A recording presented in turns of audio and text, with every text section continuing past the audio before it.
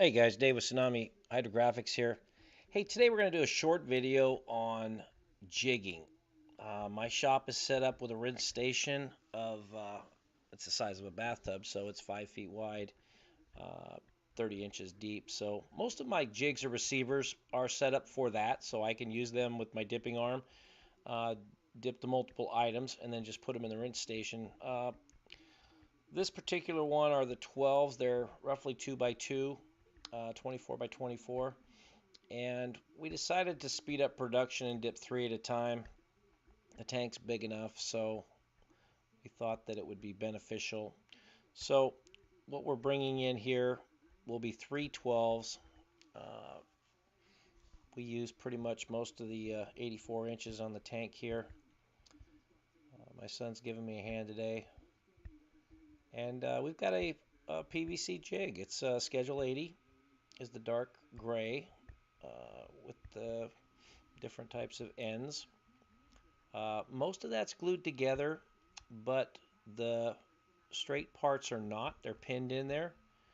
The straight 3 pieces that actually screw to the back of that 12 are able to be removed, so that the next 3, there's my son acting up as usual, so that the next 3 will just be inserted into that jig. We can leave that on the dipping arm and then just put our 3 more in there. Keep it kind of simple. So this is the first time we've dipped them with 3, and we're going to actually look and make sure that we've got the proper angle and that we're not trapping air.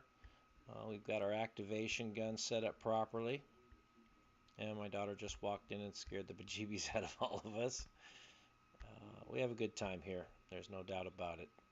We enjoy the trade, and you got to enjoy what you do, guys. If you don't enjoy it, it's not worth doing.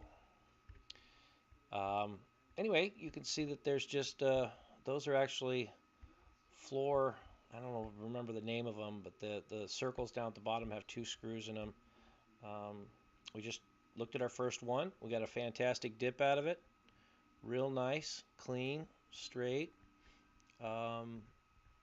Activation was pretty much dead on. There's the last one we just pulled off. So we've got a handle for it. That's the pipe in the back. Now here's the actual receiver. It slides up into another metal receiver there that's bolted. And then I've got adjustment in this pin here. There's 5 or 6 holes in that 3/4 by 3/4 that slide up into that 1 inch. And depending on the depth that we need for each item going in, we've got plenty of versatility there.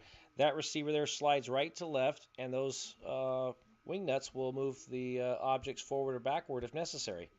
So it gives us all kinds of room, not to mention the whole arm base will roll back and forth on the back of the tank. I've got it on wheels, and if I need to adjust it real quick, I can just push it or pull it. Going into the spray booth, see, we've got quite a bit going on in here. There's 12s up there hanging off of some conduit. There's just a 2x4 up there on each side of the room, and some holes drilled in it so that it'll receive the conduit. And we hang our 12s up after we sprayed them. I just sprayed those with an inner coat. So back in the back of the room there, you can see that there's more of the PVC receivers. They're all about the same size because that's rinse station size.